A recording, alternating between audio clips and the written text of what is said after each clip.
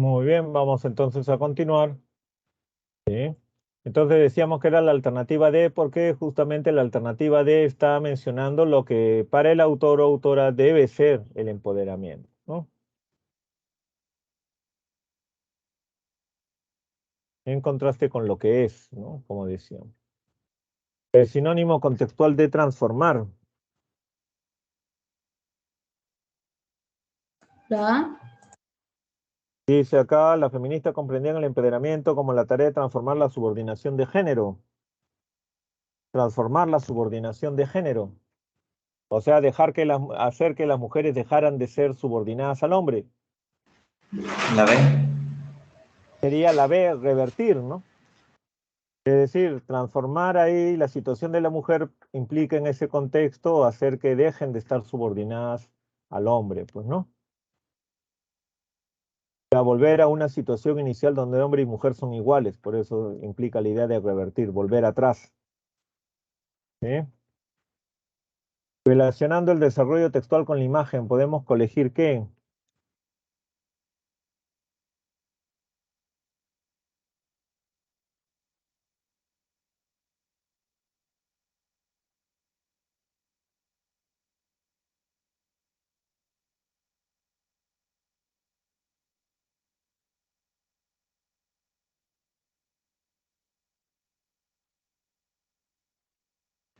C.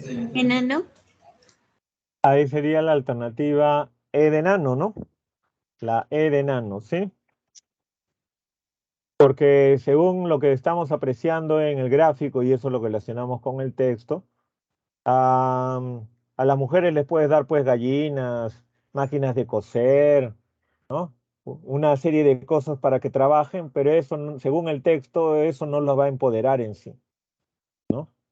Por eso es que en la imagen aparece la mujer como que, a pesar de que tiene todas estas cosas alrededor, sigue encerrada en una caja. O sea, su situación no cambia, ¿no? Su situación no cambia, ¿no? ¿Se dan cuenta? El empoderamiento, entendido en términos económicos, es incorrecto. Del empoderamiento, perdón, entendido en términos económicos, es incorrecto afirmar que, en términos económicos,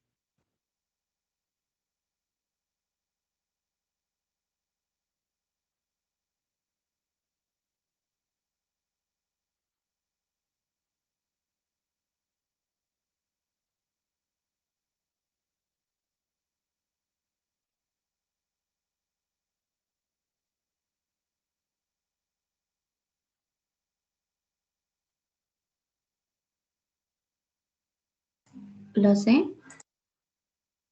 la C, La A. La A. la A, ¿no?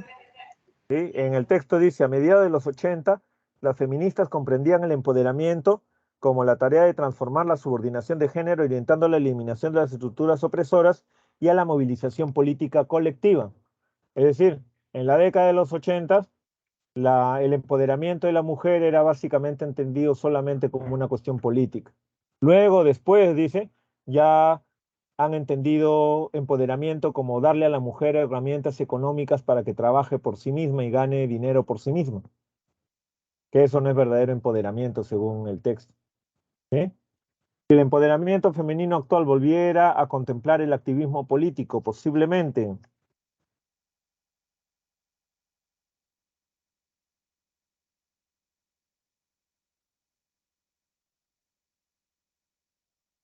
¿Mm?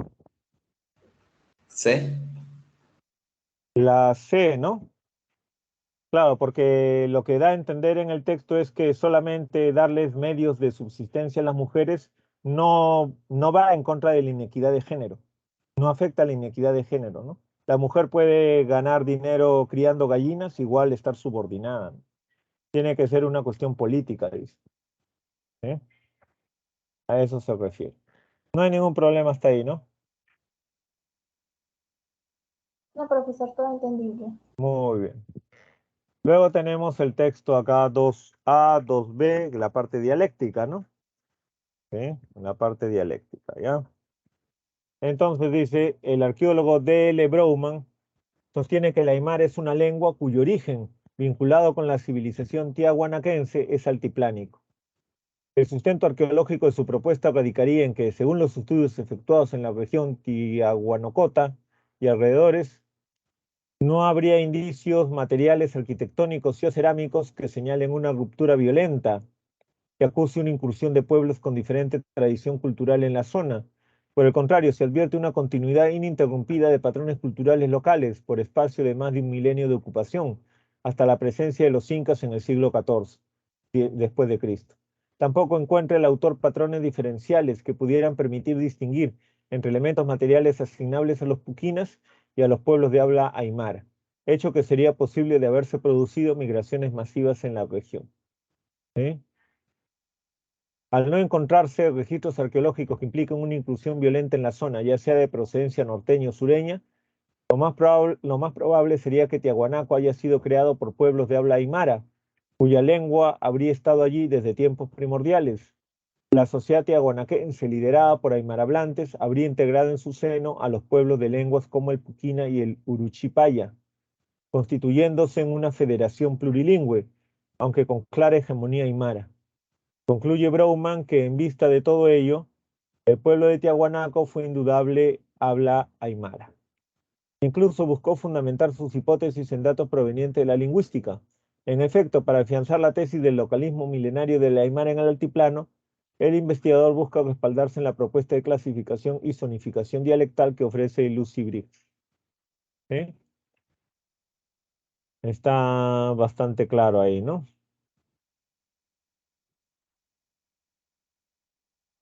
¿Sí? El texto B es lo contrario, entonces, ¿no? El texto B plantea la postura sobre esta cuestión lingüística una perspectiva distinta, ¿no? Dice, la correlación lingüístico-arqueológica que sirve de sustento a la tesis del localismo altiplánico de la aymara es débil y arbitraria, pues se toma el estado actual de la lengua aymara como si ésta ofreciera una perspectiva de la evolución histórica de la lengua. Sobra, pues, decir que para juzgar la antigüedad de una lengua dentro de un territorio específico, hace falta tomar en cuenta no solamente la familia lingüística en su integridad, de la cual forma parte la variedad coyavina, sino también en especial la historia evolutiva de aquella a partir de su forma ancestral, en este caso el protoaymara. Dado que Brouman carecía de estudios previos de carácter histórico sobre la lengua, se pretende reexaminar la tesis localista del referido arqueólogo. Así, no hay bases para escribir la lengua aymara a los fundadores de Tiahuanaco, ya que la lengua que él asume como la primordial, además de ser solo una rama o variedad de la familia lingüística, presenta huellas indiscutibles de su contacto con el quechua, como resultado de una copresencia idiomática muy antigua, que solo pudo haberse efectuado en los Andes centrales y no en el altiplano como propone. Así sostenemos, junto con especialistas como Torero, que la costa centro-sureña peruana fue el foco inicial de expansión del protoaymara, y a partir de ella, este se extendió en dirección sureste en distintas etapas. ¿Eh? Hasta ahí está claro, entonces.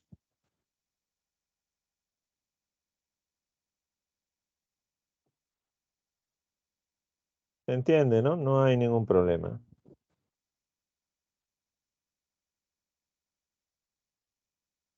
Entonces, fíjense ustedes, ¿no? Ambos textos, ¿no? Sobre ese mismo tema, ¿no? El origen de la aymara, la presencia, el origen de la presencia de la aymara en el sur, ¿no? Plantean posturas distintas, ¿no? Un origen localista y el otro lo relaciona pues con el quechua, que nosotros sabemos también por los estudios que se han realizado que el quechua se originó en la costa centro-sur, ¿no? Dice, el texto dialéctico confronta propuestas antagónicas sobre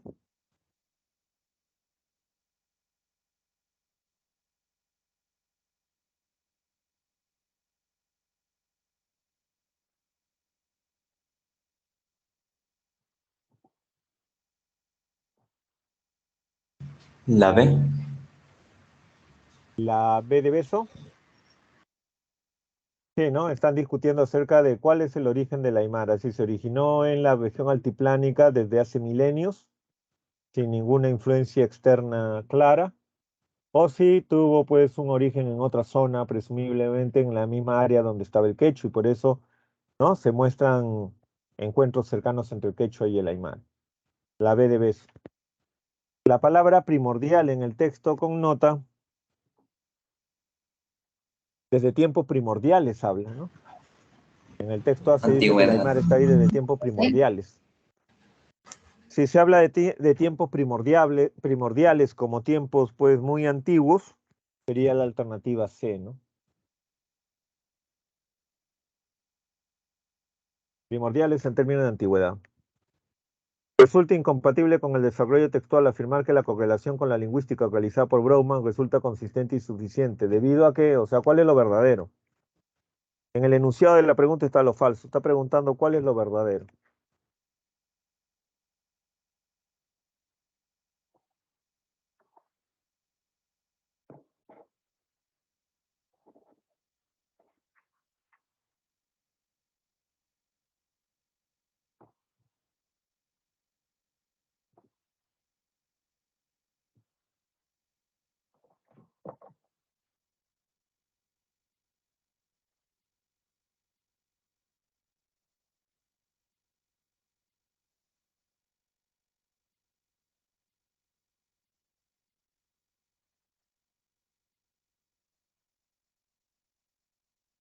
Ahí sería entonces la alternativa E. ¿Proponen algunos? Claro, lo verdadero sería entonces la alternativa E. En el texto B dice que los datos, la correlación que hizo este autor era insuficiente, pues, ¿no? Era inconsistente. Y menciona por qué, ¿no? Porque solamente se basa en estos datos, ¿no? Y habría que ver la evolución histórica del Aymara, dice, desde el proto-Aymara para poder entenderlo. La Erenan. Se deduce del desarrollo textual que la propuesta planteada en B se sustenta en criterio de mayor alcance, dado que, ¿por qué se diría que son de mayor alcance?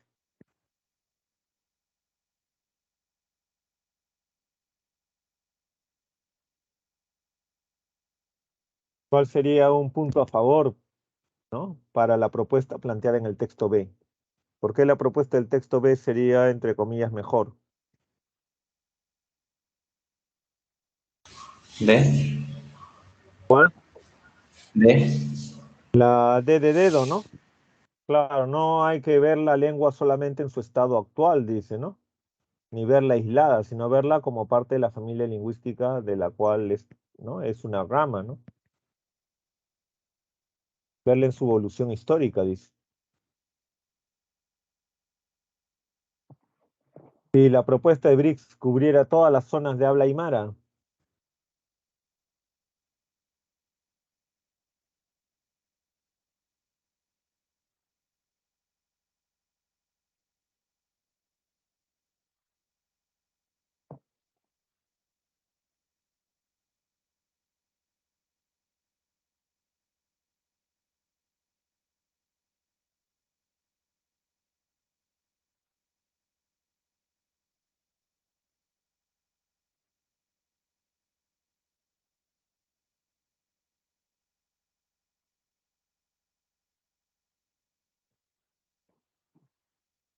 en las 5, si la propuesta de BRICS cubriera toda la zona de habla aymara, entonces sería la B, ¿no? La correlación lingüística asumida por Brougham ostentaría mayor solidez. El problema de la propuesta de Brougham es que se basa en BRICS y la propuesta de BRICS es insuficiente, es inconsistente, ¿no? Si la propuesta de BRICS estuviera mejor fundamentada, entonces la correlación propuesta por Brougham sería más lógica, ¿no? La alternativa entonces B de beso, ¿sí?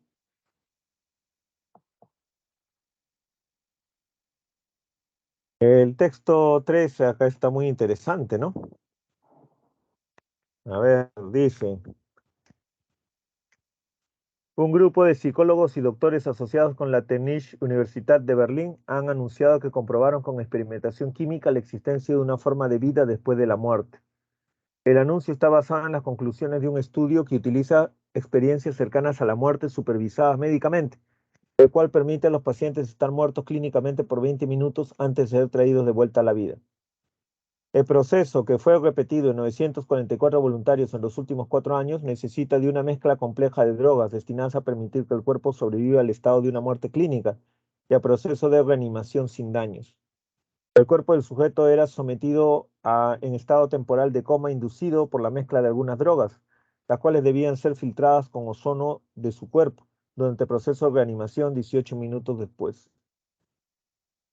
La duración tan larga de la experiencia fue recientemente posible gracias al desarrollo de una máquina de resucitación cardiopulmonar llamada Autopulse.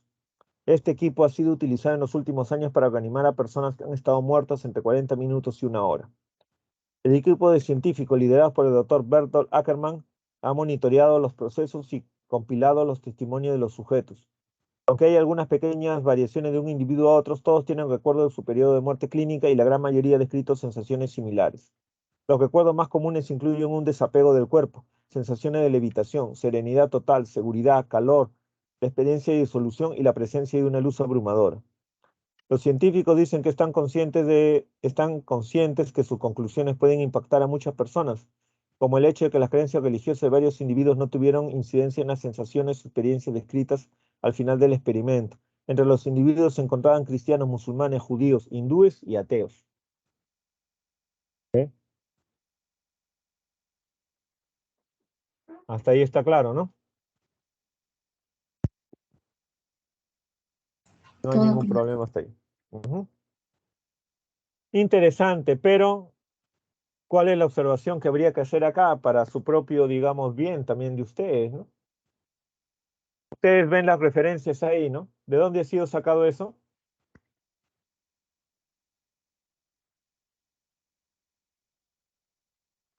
Sí. ¿De dónde ha sido sacado eso? A ver, ¿ven ustedes ahí en la referencia? De una revista. Pero ¿cómo se llama esa revista? Enigma. Enigma, ¿no?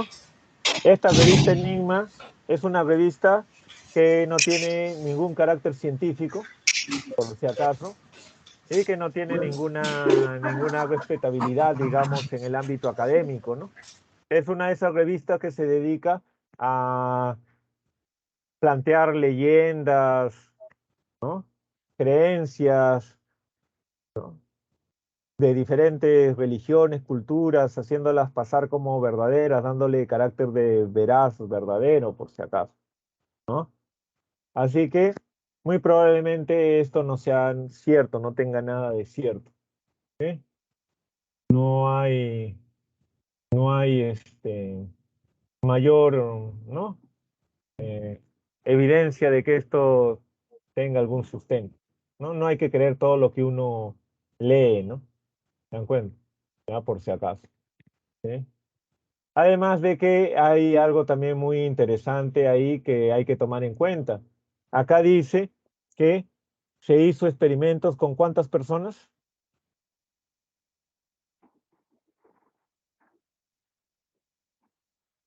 ¿Con cuántas personas se trabajó esto? 944.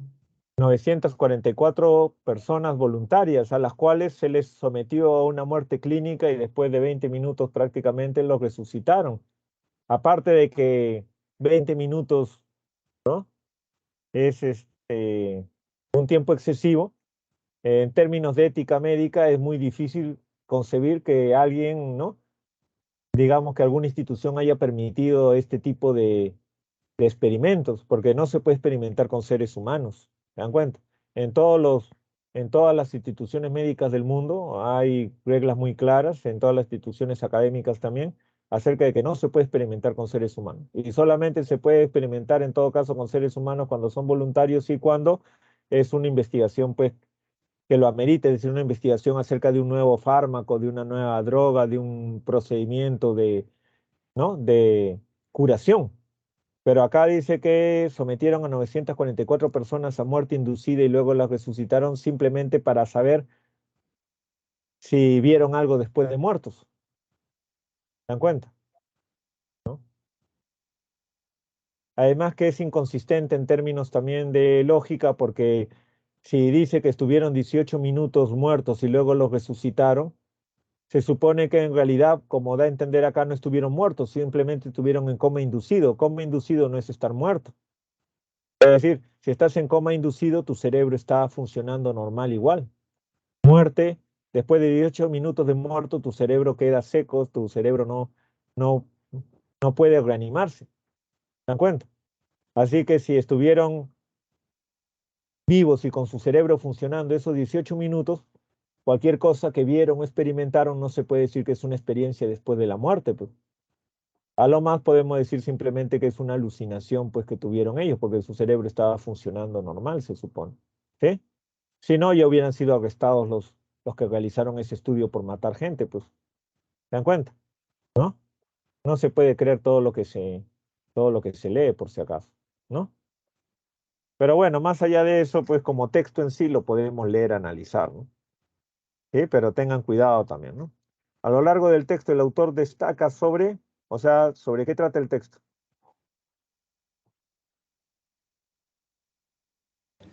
La C. La C, una investigación que presume la existencia de vida después de la muerte. O la B.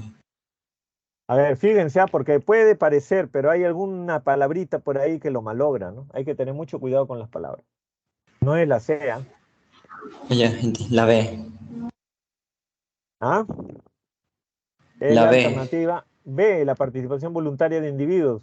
No, es de la La alternativa A. letra A. La A, la A, Avión, avión. la A, ¿sí? Alguno dirá, pero la A es parecida a la C, porque la A es parecida a la C. ¿Cuál es la diferencia entre la A y la C? Como le dije, cuestión de palabras nomás. La C Claro, dice porque dice Dime. investigación y en la A Ya, se da un experimento, porque eso es lo que se ya, dio. ya. Y aparte de eso, la alternativa C dice una investigación que presume la existencia de vida después de la muerte. Presumir es una cuestión previa. Presumir es una suposición que uno tiene y una investigación, un experimento se hace para encontrar una respuesta, es decir, para algo posterior, ¿sí? Entonces, entre presumir y sostener son dos cosas distintas, pues. ¿Se dan cuenta? La alternativa A dice un experimento que sostiene la existencia. Quiere decir que este experimento, entre comillas, de alguna manera ha demostrado que existe la vida después de la muerte. ¿Se dan cuenta? Hablar de un experimento supone una operación por la cual uno demuestra o invalida una creencia. ¿Se dan cuenta? Entonces, un experimento que sostiene, porque es un experimento que después de hacerse, según lo que dice el texto, demostraría la existencia de vida después de la muerte. ¿Sí? Presumir no implica demostración. ¿Sí? Cuando uno habla de presumir algo, presumir es una mera suposición. ¿Sí? ¿Está claro? Es distinto. ¿Sí? Tengan cuidado con las palabras. En el tercer párrafo, el término reanimación, ¿qué connota? Si dice que los reanimaron.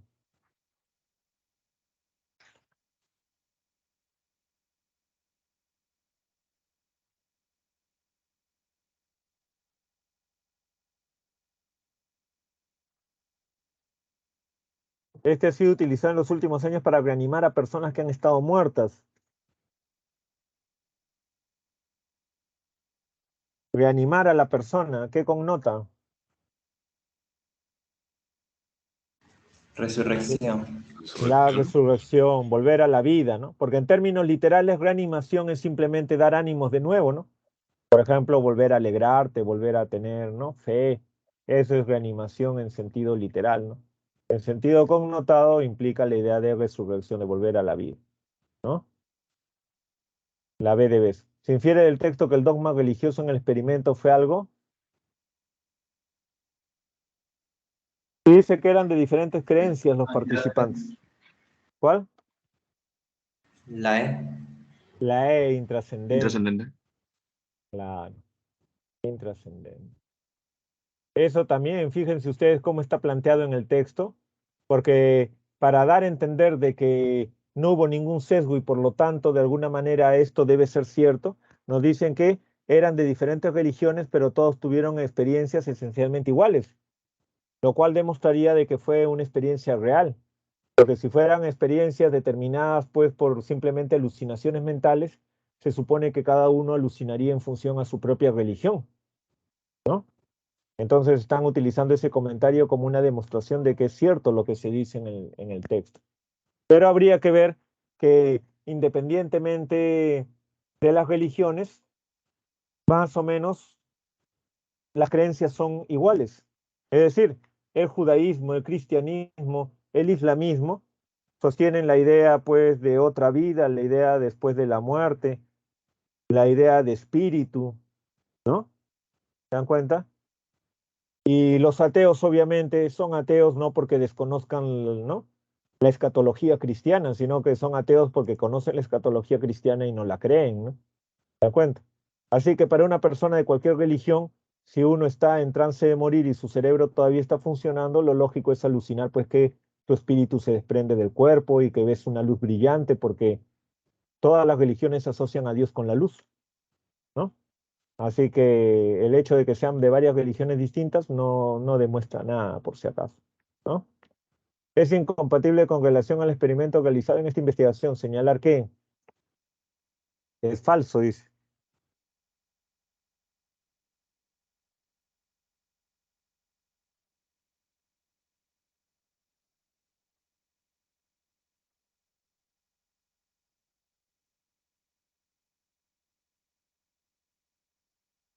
La alternativa C, eso es falso, porque fue el resultado de un experimento, ¿no? Se experimentó con 944 personas, o sea, se realizó una serie de operaciones con ellas, ¿no? O sea, no es especulación, digamos, ¿no? Supuestamente, ¿no? En realidad creo que no tiene nada de cierto eso. No creo que ni siquiera existe esa universidad que mencionan ahí, pero bueno. Si cada voluntario del mencionado experimento hubiera tenido una sensación afín a sus creencias religiosas, posiblemente, era lo que les decía hace un ratito, ¿no? En el texto tratan de operar con esa lógica para tratar de convencernos, ¿no? ¿Qué pasa si cada voluntario hubiera tenido una experiencia trascendental de acuerdo a su creencia religiosa?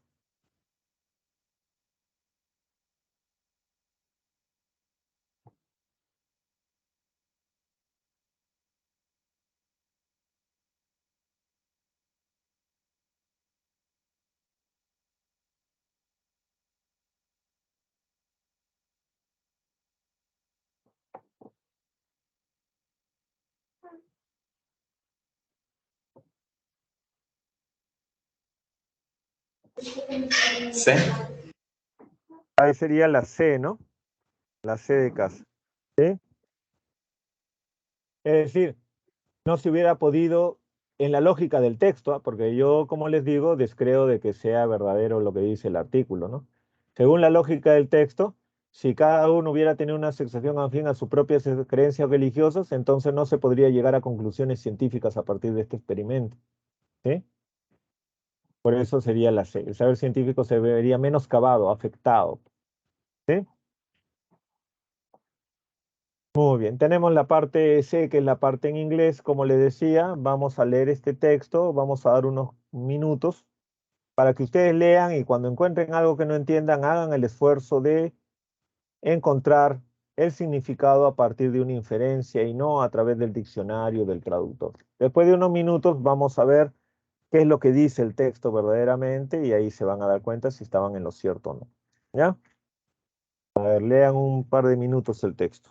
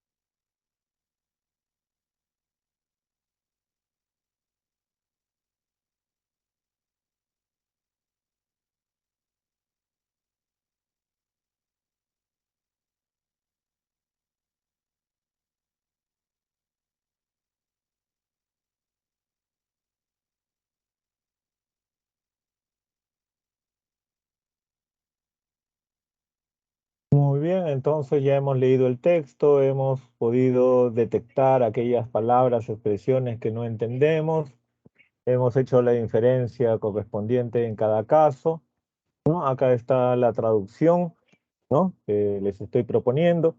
Dice la nomofobia, palabra derivada de la expresión no mobile phone phobia. Es un término empleado para describir los síntomas que sufre una persona ante el miedo a no tener un teléfono móvil y los servicios que dicho teléfono le brinda. Algunos estudios han afirmado que la sensación de ansiedad en ausencia de un teléfono móvil puede afectar alrededor del 50% de la población, aunque dentro de estos síntomas la gravedad puede diferir mucho entre los afectados. Además, se está convirtiendo en un problema creciente, ya que afecta especialmente a los jóvenes, que se han acostumbrado a esta tecnología desde edades tempranas y que también son más vulnerables. Sin embargo, es necesario considerar que ninguna edad está libre de riesgos. Como cualquier otra fobia, la nomofobia puede percibirse a través de síntomas comunes, como el miedo, el nerviosismo, la ansiedad, pero también puede implicar taquicardia, dolores de cabeza, dolor de estómago o pensamientos obsesivos. Pero no se detiene allí. La ansiedad que genera la idea de no tener un teléfono móvil y la necesidad de revisarlo constantemente puede producir un nerviosismo generalizado que puede aumentar drásticamente en determinadas situaciones, hasta el punto de condicionar la vida de alguien. ¿Sí? Entonces, esto es muy interesante. Se está hablando de una nomofobia que aparentemente pues cada vez se extiende más, ¿no? Nosotros mismos de repente podemos dar fe, ¿no? De que este fenómeno se produce en nosotros un tanto. Es muy común, yo puedo dar fe de que a veces pues, ¿no? Uno está en casa y entre comillas, no tiene nada que hacer, entonces se pone a ver el celular, se pone a ver las redes sociales a través del celular, ¿no? Uno dice, no, es cuestión de pura curiosidad, por curiosidad lo hago, ¿no? Pero uno siente como una necesidad, ¿no? De ver, ¿no? Y si por obvios motivos uno está ocupado de repente y en ese momento no puede ver, no puede revisar las redes sociales, un poquito que uno se siente culpable, se siente, ¿no? Un poquito preocupado. ¿Qué estará pasando? ¿Qué estarán diciendo? ¿Habrá alguna noticia sobre eso? Uno comienza a hacerse preguntas de ese estilo, ¿no? Y al final, pues, uno revisa, aunque no quiere, termina revisando el celular, ¿no? Las redes sociales. ¿Cuál es el mejor sumario? Dice, o sea, ¿cuál es el mejor resumen? Sumario, resumen también. ¿Cuál sería el principal resumen del texto, no? ¿La E? La alternativa, dicen por ahí. La, Algunos dicen La la E. E, ¿será la E? La E. D. La, profesor. Sería la alternativa A, ¿no? La nomofobia describe los síntomas de miedo de no tener el celular, ¿no? El teléfono celular, como ansiedad que puede afectar a las personas jóvenes, ¿no? Sería la alternativa entonces A, ¿no? La E es en términos muy drásticos, ¿no? Ya, la A es mejor, más precisa, ni mucho ni poco, ¿no? En cambio, la E dice la nomofobia es un término que describe un miedo creciente en todas las personas del mundo actual. El miedo a quedarse sin teléfono móvil, ¿no? Entonces ahí no es tan exacto, ¿no? Ahí un poco que está alterando los términos, ¿no? ¿Sí? ¿Se entiende entonces? Alternativa A, ¿no?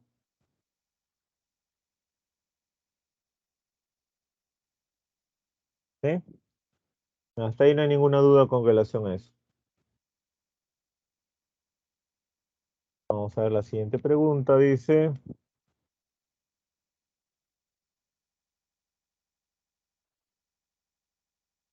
La palabra riesgo, ¿qué connota?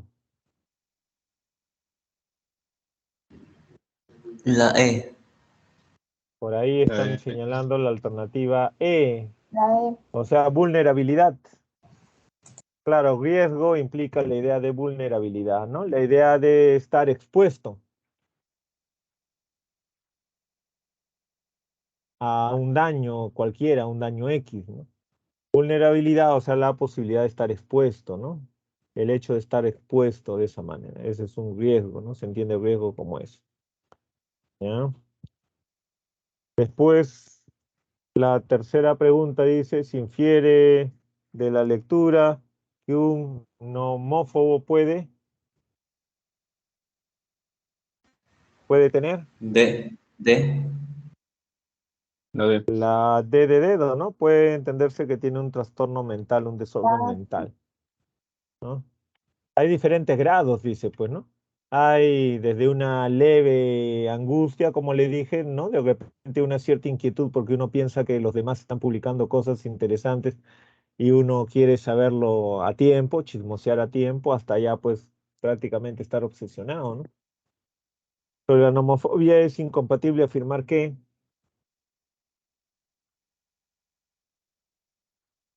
La E. la E, ¿no? Incompatible decir que La E. todos son jóvenes, la E de enano, que solamente los jóvenes están expuestos, eso es falso. Ninguna edad está fuera de riesgo, dice. Una persona nomofóbica, ¿no? Si una persona nomofóbica se le olvida el celular en casa y no puede volver a recogerlo.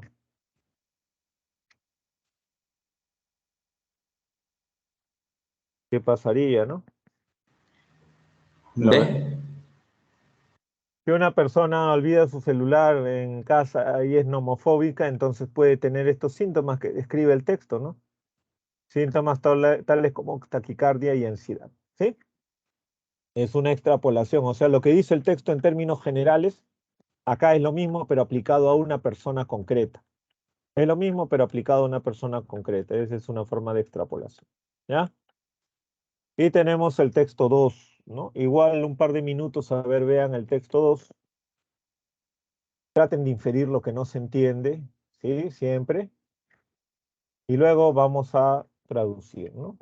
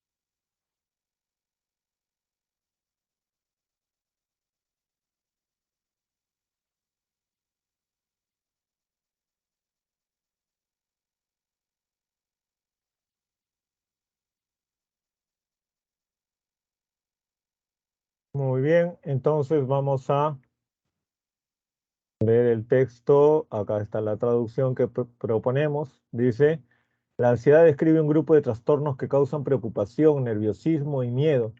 Estos sentimientos de ansiedad interfieren con la vida cotidiana y no guardan proporción con el objeto o evento desencadenante.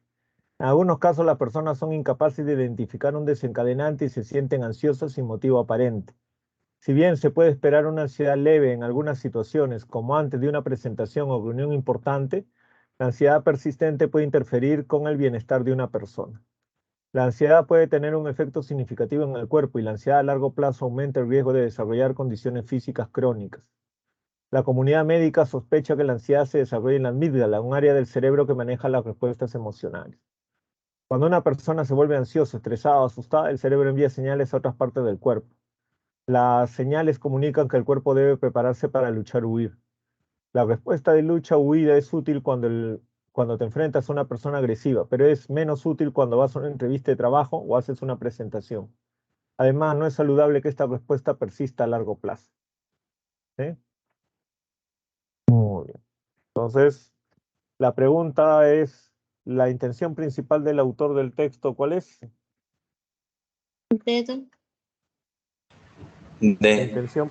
La intención principal del autor, por ahí están proponiendo alternativa B, D, profesor. D. D. D D. de dedo. Claro, describir la ansiedad y sus efectos en las personas. Muy bien. Describir la ansiedad y sus efectos en las personas. Principalmente está en función a eso, ¿no? Un texto expositivo, informativo acerca de la ansiedad.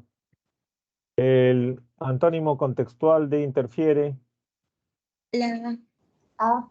A. claro, en lugar de interferir, lo contrario es facilitar. Interfiere con tu vida, con tu desarrollo, lo contrario es facilitar, ¿no? ¿Sí? Infiere que la ansiedad es para la salud de las personas. La B. La B. La alternativa, B. B de beso, ¿no? B de beso. ¿Sí? Perjudicial, ¿no? B de beso. Perjudicial. Claro, en el texto se hace la observación, pues, de que es perjudicial cuando se está dando, pues, o bien a largo plazo, ¿no? Porque, por ejemplo, hay personas que llegan a desarrollar úlceras y otros trastornos de la salud por el hecho de estar sometidos a ansiedad, estrés constante. Y el hecho mismo, pues, de que podría el estrés ser perjudicial en el sentido de que te puede hacer realizar conductas inadecuadas, inapropiadas de acuerdo a la situación. Es decir, si tú estás postulando a un puesto de trabajo y te están entrevistando, entonces no vas a querer parecer nervioso, no vas a querer dar señales de nerviosismo, de ansiedad delante de la persona que te está entrevistando, ¿no? Aunque no sea de repente para la salud directamente, pero en términos sociales también resulta perjudicial. En el caso de la pregunta está yendo directamente, específicamente a lo de la salud. Puede ser perjudicial para la salud.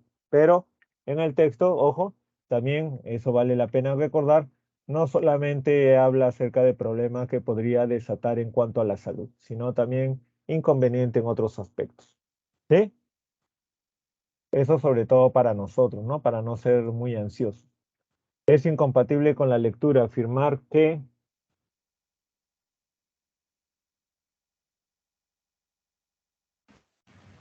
La C. C. La C. C.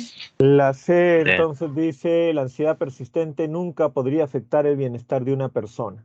Claro, entonces eso es incompatible, porque como acabamos de decir ahorita en la pregunta anterior estaba, la ansiedad persistente puede afectar el bienestar de la persona, puede afectar, por ejemplo, la salud de la persona.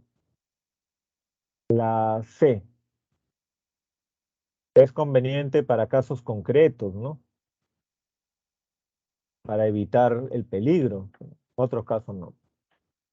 Si una persona sufriera daño cerebral en el área de la amígdala es la que controla las emociones, dice.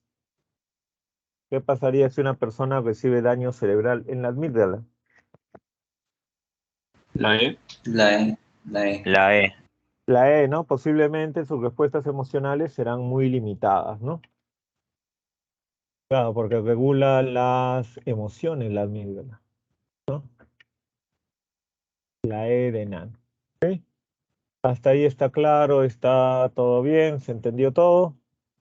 Sí, Sí, ¿Alguna profesor, duda? todo claro. Sí, profe, todo Todo claro. está claro, ¿no? Muy bien. Entonces la recomendación siempre es que lean, continuamente lean, porque como hemos dicho en un inicio, el curso está organizado en forma de taller y el taller implica siempre la práctica, ¿no? Esto es una cuestión de práctica. Deben formar un hábito de lectura más allá de las clases que tenemos, porque por más textos que veamos en las 3 horas, nunca va a ser lo ideal, ¿no? Lo ideal es leer mucho más. Así que hagan su rutina, traten de leer siempre lo más posible. Muy bien, lo vamos a dejar ahí. La próxima semana, el próximo viernes, continuamos. Cuídense todos. Hasta luego, entonces. Buenas tardes a todos. Hasta ¿Eh? luego, Hasta profesor. luego, Cuídese. Hasta profesor. luego, Hasta hasta luego, luego. profesor. Hasta Cuídese. luego. Hasta luego, profe. Cuídense. Bravo, profesor. Gracias, Luego. gracias. Cuídense todos. Hasta luego. Nos vemos. Hasta luego.